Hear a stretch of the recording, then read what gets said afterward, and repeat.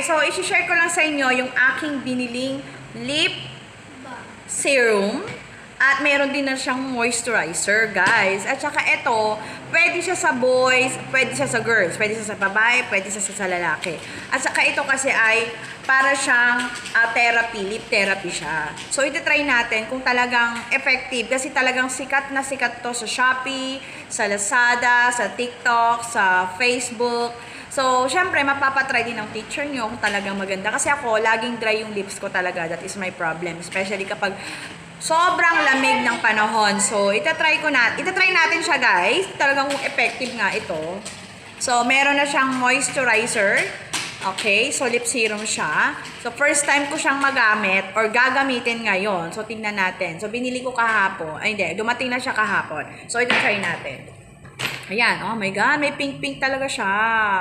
Okay, try natin, guys. Wow! In fairness. Di ba? Effective nga! Di ba? Tsaka ang lambot ng lips nyo. Lagi nyo dapat dalhin anywhere. So, guys, order na kayo talaga. Effective talaga, promise. Tignan nyo naman, oh. Di ba? Oh, ang ganda ng effect. At saka ang lambot ng lips, promise. Ang lambot-lambot ng bibig nyo kapag gamit nyo to. Ayan, oh. Oh.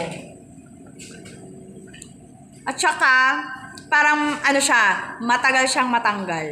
May pink siya, hindi siya masyado dito sa camera, sa video. Pero, sa personal, medyo pinkish siya. Parang may lipstick na rin konti, di ba? Di ba? Looking fresh si teacher. Ayan.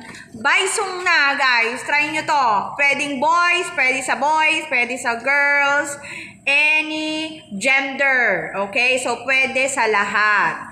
At maganda ang effect nito sa bawat gagamit ng lip serum. Kasi moisturizer, may moisturizer na siya, guys. Alam nyo, ang mura nito, promise. Ayan, diba? O, lalong nag-bake.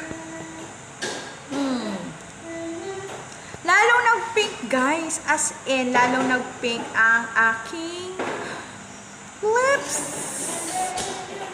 Maganda talaga ang impact niyan. Oh.